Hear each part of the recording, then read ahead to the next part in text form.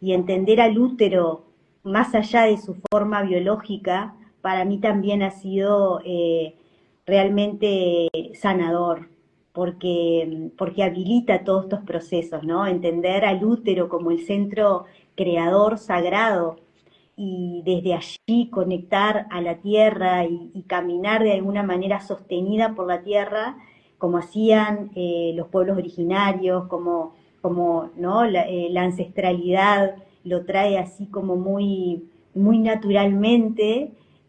Para mí es retornar a la esencia que somos y al ser mujer.